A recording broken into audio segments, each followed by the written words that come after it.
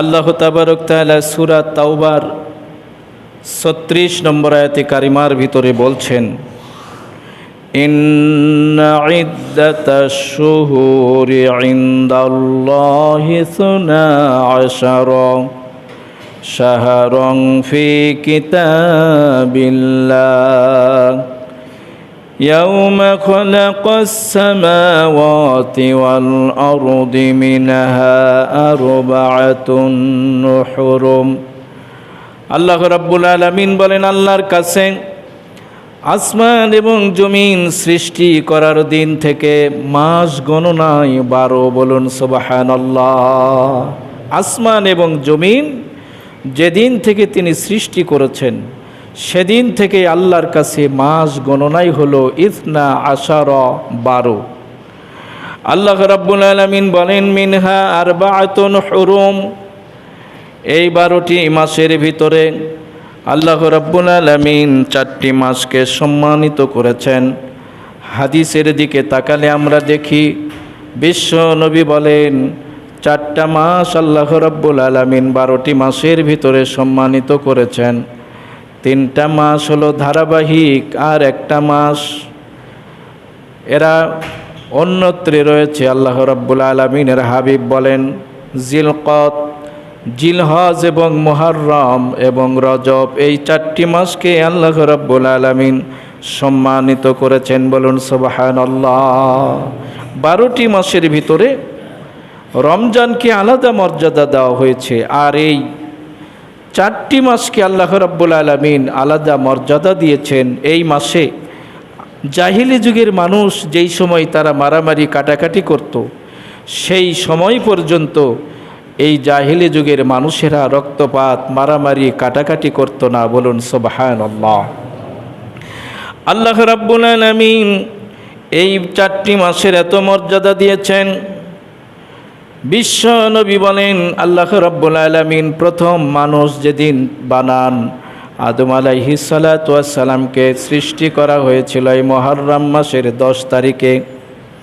শুধু তাই নয়, তাকে যখন জান্নাত থেকে বের করে দেওয়া হয়েছিল, তিনি যখন পৃথিবীতে এসেছিলেন সেদিন ছিল ১০ই মুহররম। তার তওবা যেদিন কবুল করা হয়েছিল সেই দিনটাও ছিল ১০ই মুহররম। আল্লাহ রাব্বুল আলামিন আসমান জমিন, চন্দ্র নক্ষত্র, আরশ, কুরসি, জান্নাত জাহান্নাম যেদিন সৃষ্টি করেছেন সেই দিনও ছিল ১০ই মুহররম। বলুন সুবহানাল্লাহ। আল্লাহ রাব্বুল আলামিনের একজন নবী ছিলেন হযরতে আইয়ুব আলাইহিস সালাতু ওয়াস সালাম। আল্লাহ পাক তাকে রোগ দিয়ে পরীক্ষা করেছিলেন, তার মতো রোগ আর পৃথিবীতে কারো হবে না। তার তওবা কবুল করে আল্লাহ রাব্বুল আলামিন তাকে যেদিন মুক্ত করেছিলেন সেদিন ছিল ১০ই মুহররম। নবী আল্লাহ রাব্বুল আলামিনের আদেশ অমান্য করে পালাতে গিয়া হযরতে ইউনূস আলাইহিস সালাতু ওয়াস সালাম মাছের পেটে চলে গিয়েছিলেন। আল্লাহ রাব্বুল আলামিন কয়েকদিন মাছের পেটে থাকার পরে তাকে যেদিন মাছের পেট থেকে মুক্ত করে দিয়েছিলেন সেই দিনটাও ছিল ১০ই মুহররম। বলুন আলহামদুলিল্লাহ। হযরতে ঈসা আলাইহিস সালাতু ওয়াস সালামকে আল্লাহ রাব্বুল আলামিন কুদরতিভাবে বাবা ছাড়া নিয়ে এসেছিলেন। যেদিন তাকে বাবা ছাড়া পৃথিবীতে নিয়ে আসা হয়েছিল সেই দিনটা ছিল ১০ই মুহররম। যেদিন নাসারারা তাকে হত্যা করার জন্য উদ্যত হয়েছিলেন, আল্লাহর নবী হযরতে ঈসাকে আল্লাহ পাক সশরীরে জীবন্ত অবস্থায় আসমানে যেদিন উঠিয়ে নিয়েছিলেন সেই দিনটাও ছিল ১০ই মুহররম। হযরতে ইব্রাহিম খলিল আলাইহিস সালাতু ওয়াস সালামকে নমরুদ অগ্নিকুণ্ডে নিক্ষিপ্ত করেছিলেন। যেদিন তাকে অগ্নিকুণ্ড থেকে আল্লাহ রাব্বুল আলামিন বাঁচিয়েছিলেন সেই দিনটাও ছিল ১০ই মুহররম। বলুন আলহামদুলিল্লাহ। ইতিহাসের পাতায় সবচেয়ে বেশি আলোচিত যেই জিনিসটা ১০ই মুহররমে ঘটেছিল সেটি ছিল হযরতে মুসা কালিমুল্লাহ আল্লাহ রাব্বুল আলামিন ফেরাউনের দাসত্ব আর গোলামি থেকে, তার জুলুম এবং নির্যাতন নিপীড়ন থেকে তাকে এবং তার জাতিকে যেদিন বাঁচিয়েছিলেন সেই দিনটা ছিল ১০ই মুহররম। কোরআনুল কারিমে সবচাইতে বেশি যে নবীর আলোচনা এসেছে, সবচাইতে বেশি যে নবীর নাম এসেছে, সেই নবীর নাম হলো হজরতে মুসা কালিমুল্লাহ। আল্লাহ রাব্বুল আলামিন মুসার ঘটনা বিভিন্ন জায়গায় বর্ণনা করেছেন। হজরতে আব্বাস রাদিয়াল্লাহু তাআলা আনহু থেকে বর্ণিত, লাম্মা কদিমা মাদিনাতা ওয়াজাদুহুম ইয়াসুমুনা ইয়াউনি আশুরা। নবীজি যখন মক্কা থেকে মদিনায় হিজরত করলেন, লক্ষ্য করে নবীজি দেখলেন মদিনার লোকেরা রোজা রাখতেছে। ফাকালু ইয়াউমুন আযীম, তারা বলতেছিল নবীজি আজকে 10ই মুহররম বড় সম্মানিত, বলুন সুবহানাল্লাহ। আজকে 10ই মুহররম আমাদের কাছে বড়ই সম্মানিত। কেন? ওয়াহুয়া ইয়াউমুন নাজ্জিয়াল্লাহু ফীহি মূসা ওয়া আগরাকা আলা ফিরআউন। আজকের এই 10ই মুহররম আমাদের কাছে সম্মানিত হওয়ার মূল কারণ হলো আল্লাহ পাক এই দিনে মূসা কালিমুল্লাহকে মুক্ত করেছিলেন ফেরাউনের জুলুম থেকে। ওয়া আগরাকা আলা ফিরাউন, এবং ফেরাউনের দল বল সহ তাকে লোহিত সাগরে ডুবে ডুবে মেরেছিলেন। শুধু তাই নয়, ফাসামা মুসা কালিমুল্লাহ এই দিনে রোজা রাখতেন। শাকারাল্লাহ, আল্লাহ রাব্বুল আলামিনের শুকরিয়া আদায়ের জন্য, বলুন সুবহানাল্লাহ। শুকরিয়া আদায়ের জন্য মুসা কালিমুল্লাহ এদিন রোজা রাখতেন। এখান থেকে বোঝা গেল শুকরিয়া আদায় ইবাদতের মাধ্যম দিয়ে করতে হয়। গান বাজনা, আমি প্রায়ই বলি, আমরা যখন আনন্দিত হয়ে যাই তখন গান বাজনা ড্যাক্সের বিভিন্ন কিছু দিয়ে আমরা আনন্দকে উদযাপন করার চেষ্টা করি। আর ইসলামের শিক্ষা হলো শাকারাল্লাহ, আল্লাহর যখন কোনো নিয়ামত তুমি যখন পাবে তখন শুকরিয়া আদায় করো। আল্লাহ রাব্বুল আলামিনের ইবাদত দিয়ে কিছু মানুষকে খাওয়াও, এতিম মিসকিনদেরকে খাওয়াও, গরিবদেরকে খাওয়াও, মসজিদ মাদ্রাসায় দান করো, আল্লাহর শুকরিয়া আদায় করো। আল্লাহ রাব্বুল আলামিনের গোলামির মাধ্যমে, বলুন সুবহানাল্লাহ। নবীজি শুনে আশ্চর্য হয়ে গেলেন। আল্লাহর নবী বললেন, ওয়া আনা আউলা মুসা মিনহুম, তোমাদের চাইতে আমরা মুসার বড় নিকটবর্তী, বলুন সুবহানাল্লাহ। হুজুর তখন সাহাবায়ে কেরামদেরকে রোজা রাখার নির্দেশনা দিলেন, তোমরাও 10ই মুহররমে রোজা রাখো। আল্লাহ রাব্বুল আলামিন মুসা আলাইহিস সালাতু ওয়াস সালাম এবং ফেরাউনের ঘটনাকে কোরআনুল কারিমের বিভিন্ন জায়গায় বর্ণনা করেছেন, বলুন আলহামদুলিল্লাহ। বুঝাতে চাচ্ছিলাম 10ই মুহররমে অনেকগুলো ঘটনার ভিতরে মুসা আলাইহিস সালাতু ওয়াস সালাম এবং ফেরাউনের এই ঘটনাটি অধিক আলোচিত হয়েছে, যার কারণে 10ই মুহররমে আমরা রোজা রাখি। আল্লাহর নবী মুসা কালিমুল্লাহকে আল্লাহ রাব্বুল আলামিন নির্দেশনা জারি করলেন, মুসা, ফেরাউনের এই নির্যাতন আর নিপীড়ন থেকে তুমি যদি রক্ষা পেতে চাও, তুমি দৌড় দাও লোহিত সাগরের দিকে। অনেক কিতাবে এসেছে মুসা কালিমুল্লাহ তার 6 লক্ষ সঙ্গীর সাথীদেরকে নিয়ে রওনা দিলেন। সামনে ছিলেন হজরতে হারুন আলাইহিস সালাতু ওয়াস সালাম, আর পেছনে ছিলেন হজরতে মুসা কালিমুল্লাহ। সামনে ছিলেন হজরতে জিব্রাইল মানব আকৃতিতে, পেছনে ছিলেন হজরতে মিকাইল মানব আকৃতিতে। হজরতে মিকাইল আলাইহিস সালাতু ওয়াস সালাম সকলকে হাঁকায়া দিচ্ছেন, সামনের দিকে চলে যাও। এক পর্যায়ে মুসা কালিমুল্লাহর দল লোহিত সাগরের পাদদেশে দাঁড়িয়ে গেলেন। লক্ষ্য করে বললেন একজন মুসা কালিমুল্লাহর সাথে, মুসা, এই মুহূর্তে আমরা তো ফেরাউনের কাছে ধরা খেয়ে গেলাম। 1,07,00,000 লোক নিয়া ফেরাউন আমাদের পিছে পিছে তাড়া করছে, আমরা তো ধরা খেয়ে গেলাম।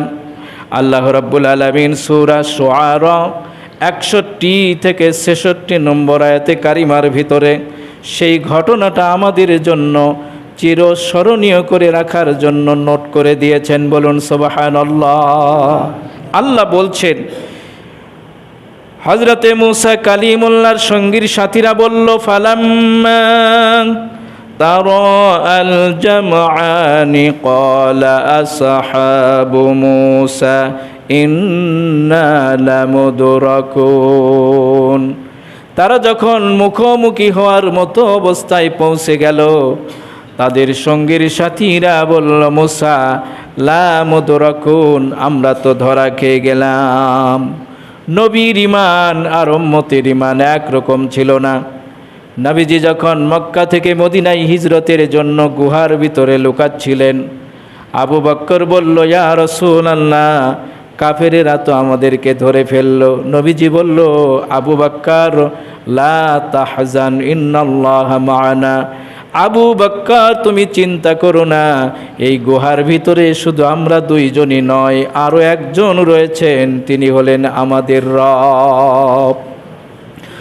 মূসা কালিমুল্লাহর লোকেরা বলল, মূসা আমরা তো ধরা খেয়ে গেলাম। হযরতে মূসা বললেন, কাল্লা ইন্না মাইয়া রব্বি সায়াহদিন। কাল্লা, আরবি ব্যাকরণ যারা বোঝেন তারা বুঝবেন, নেভার, কখনোই নয়, কখনোই নয়। যেই রব আমাদেরকে লোহিত সাগরের দিকে পাঠিয়ে দিয়েছেন, সেই রব আমাদেরকে লোহিত সাগরেও পথ দেখাবেন। জোরে বলুন সুবহানাল্লাহ। যিনি আমাদেরকে এখানে পাঠিয়ে দিয়েছেন, সায়াহদিন। ব্যাকরণের ভাষায় সা শব্দ যখন আসে শীঘ্রই, তখন বোঝায়, ইংরেজিতে বলা হয় সুন, শীঘ্রই। সায়াহদিন, সেই রব অবশ্যই অবশ্যই আমাদেরকে পথ দেখাবেন। আল্লাহর নবী মূসার এই আকুতি পৌঁছে গিয়েছে আরশে আজিমে। আল্লাহ পাক ওহী করলেন, ফাআওহাইনা ইলা মূসা আনিদরিব বিআসাকাল বাহর। আমি মূসার প্রতি ওহী করলাম, মূসা তোমার হাতে একটা লাঠি দেখা যায়, এই লাঠিটা তুমি সাগরে আঘাত করো। বলুন সুবহানাল্লাহ। দুনিয়ার কোনো বিজ্ঞান প্রমাণ করতে পারবে না সাগরের উপরে লাঠি মারলে রাস্তা বের হয়ে যায়। দুনিয়ার কোনো বিজ্ঞান প্রমাণ করতে পারবে না লাঠি জমিনের উপরে ছেড়ে দিলে সেটা সাপে পরিণত হয়ে যায়। দুনিয়ার কোনো বিজ্ঞান প্রমাণ করতে পারবে না কোনো মানুষের হাত কোনো অন্ধের চোখে লেগে দিলে তার চক্ষু দৃষ্টি ফিরে পাবে। দুনিয়ার কোনো মানুষ প্রমাণ করতে পারবে না হাতের ইশারা দিলে চন্দ্র দ্বিখণ্ডিত হয়ে যাবে। কিন্তু আল্লাহ রাব্বুল আলামিন নবীদেরকে এই মুজিজা দান করেছেন। বলুন সুবহানাল্লাহ। হযরত মূসা আলাইহিস সালাতু ওয়াস সালাম আঘাত করলেন জমিনের সাগরের উপরে, পানির উপরে আঘাত করলেন। আল্লাহ রাব্বুল আলামিন বলেন, ফানফালাকা ফাকানা কুল্লু ফিরকিন কাত্তাউদিল আযীম। পানির উপরে লাঠির আঘাতে সঙ্গে সঙ্গে এক নয়, দুই নয়, তিন চারটি নয়, আল্লাহ রাব্বুল আলামিন লোহিত সাগরের ভিতরে 12টি মুসার গোত্রের জন্য আলাদা আলাদা করে 12টি রাস্তা তৈরি করে দিলেন। বলুন সুবহানাল্লাহ। আল্লাহ রাব্বুল আলামিন বলেন, আমি 12টি গোত্রের জন্য আলাদা করে রাস্তা দিলাম। আর রাস্তার মাঝে আল্লাহ রাব্বুল আলামিন 2টি শব্দ ব্যবহার করেছেন। একটি হলো ফানফালাকা, আর একটা হলো কাত্তাউদিল আযীম। মুফাসসিরিনে কেরামিরা লিখেছেন পানিগুলো পাহাড়ের মতো বড় হয়ে গেল, উঁচু হয়ে গেল, মাঝখানি পানির ভিতরে আয়নার মতো পর্দা পড়ে গেল, একজন আর একজনকে তারা দেখতো। বলুন সুবহানাল্লাহ। আল্লাহ বলেন, ওয়া আনজাইনা মূসা ওয়া মান মাআহু আজমাইন।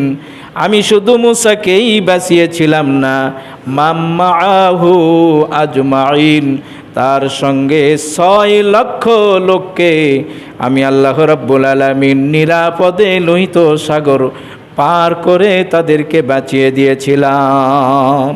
শুধু তাদেরকেই, মুসাকেই বাঁচাই নাই, আল্লাহ পাক ব্যবহার করেছেন মাআহু আজমাইন, তার সঙ্গে যতগুলো মানুষ ছিল আমি সকলকে মুক্তি করে দিয়েছিলাম। আর কি করেছিলাম?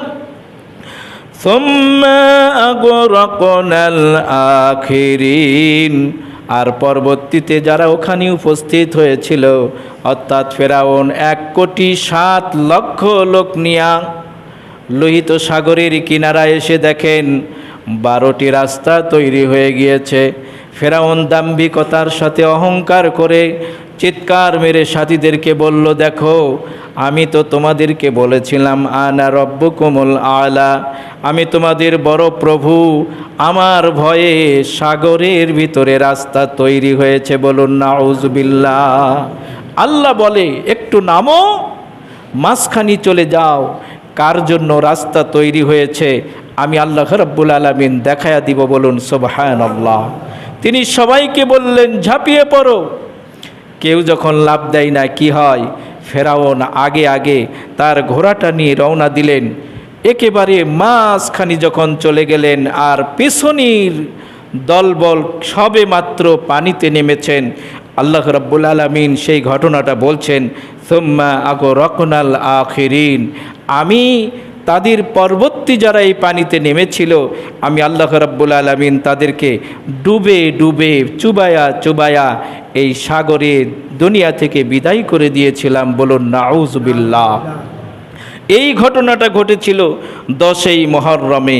আল্লাহ রাব্বুল আলামিন সেই ঘটনাগুলো আমাদের সামনে বর্ণনা করেছেন। বলুন আলহামদুলিল্লাহ। এখান থেকে এই শুকরিয়া আদায়ের জন্য 10ই মুহররমে রোজার প্রচলন এসেছে। 10ই মুহররমে নবীজি রোজা রেখেছেন এবং সাহাবায়ে কেরামদেরকেও রোজা রাখার জন্য নির্দেশনা দিয়েছেন।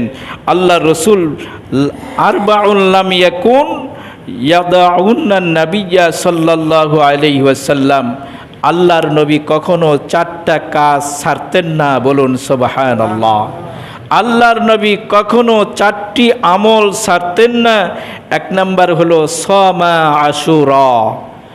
নবীজি 4টা কাজ কখনো ছাড়তেন না, তার ভিতরে প্রধানতম কাজ ছিল সামা আশুরা।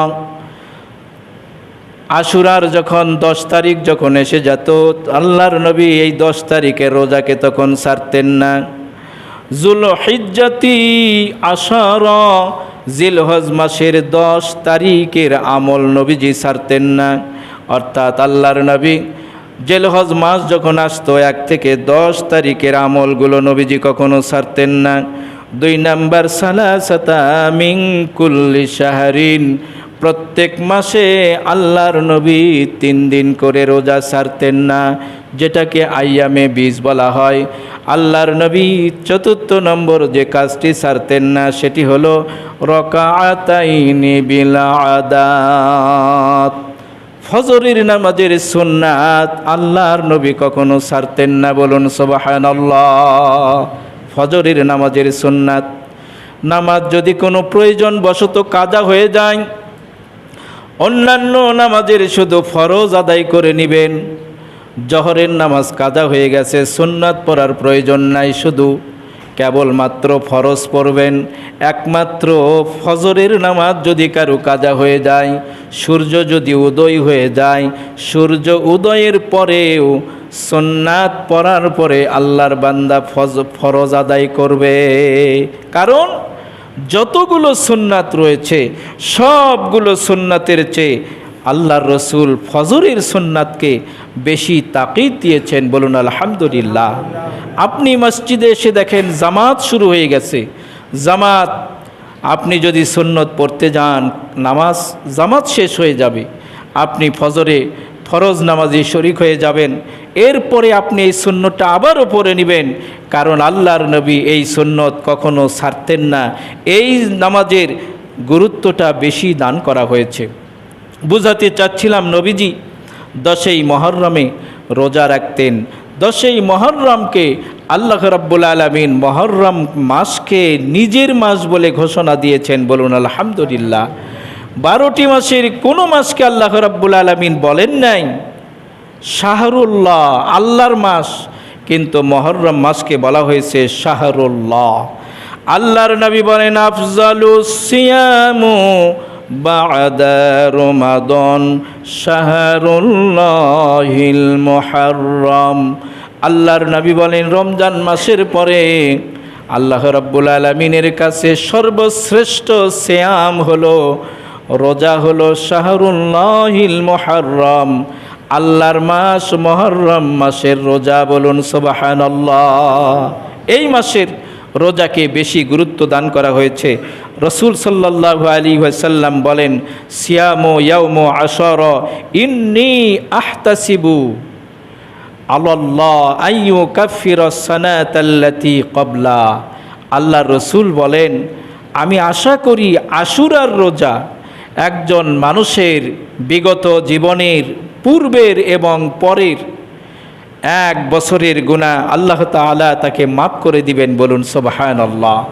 1 বছরের আগের গুনাহ, 1 বছরের পরের গুনাহ আল্লাহ রাব্বুল আলামিন মাফ করে দিবেন। এই রোজাটা ইহুদিরাও রাখত। 10ই মুহররম আমাদের কাছেই শুধু সম্মানিত নয়, ইহুদিরাও এই রোজাটা রাখত। আল্লাহ রসুল এজন্য বলেছেন ইহুদিদের সঙ্গে সামঞ্জস্য হয়ে যায়, এজন্য তোমরা আশুরার যখন রোজা রাখবে তখন একদিন আগে কিংবা পরে রোজা রাখো। রসুল সাল্লাল্লাহু আলাইহি ওয়াসাল্লাম বলেছেন সুমু আশুরা, তোমরা আশুরার রোজা রাখো। খলিফু ফিহিল ইয়াহুদ, এবং ইহুদিদের বিপরীত করো, অর্থাৎ আশুরার রোজাটা ইহুদিরাও রাখে, তোমরাও রাখো, তবে ইহুদিদের সঙ্গে সামঞ্জস্য করে রাখিও না। সুমু ক্বাবলাহু ইয়াউমা ওয়া বা'দাহু ইয়াউমা, তোমরা আশুরার দিনকে ঠিক রেখে আগে এবং পরে আরও 2টা রোজা রাখো, বলুন সুবহানাল্লাহ। তাহলে কি হবে? খলিফু ফিহুল ইয়াহুদ, ইহুদিদের সঙ্গে তোমাদের সামঞ্জস্য থাকবে না।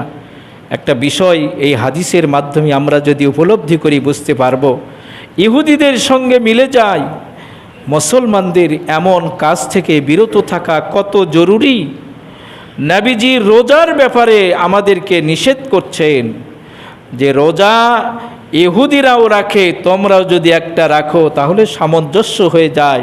এজন্য তোমরা 10ই মুহররমকে ঠিক রেখে আগে এবং পরে আরও 2টি রোজা রাখার চেষ্টা করো, তাহলে তাদের সঙ্গে তোমাদের সামঞ্জস্যতা থাকবে না। চলাফেরায়, ওঠা বসায় আজকে আমরা ইহুদি নাসারাদের সঙ্গে আমাদের চালচলন কত জায়গায় আমাদের মিলে যায়। যুবক ভাইরা নেইমারের ডিজাইনে মাথার চুল কাটছে, মেসির অনুসরণ করছে। আল্লাহ রসুল বলেন হাদিসটা কত মারাত্মক। নবীজি বলেছেন মান তাশাব্বাহা মিনহু ফাহুয়া, মান তাশাব্বাহা কওমুন ফাহুয়া মিনহু। আল্লাহ রসুল বলেছেন যার চাল চলন, ওঠা বসা, খাওয়া পরা যেই কওমের সাথে মিলে যাবে তার হাসর হবে তার সঙ্গে, বলুন সুবহানাল্লাহ। আপনার চাল চলনটা যদি, আপনার মাথার চুল কাটাটা যদি আল্লাহ রসুলের নিয়ম অনুযায়ী না হয়, যদি হয়ে যায় কোনো কাফির, মুশরিক, ইহুদি নাসারাদের অনুকরণী, তাহলে তার সঙ্গে তার হাসর হলে তার পরিণতিটা কি হবে?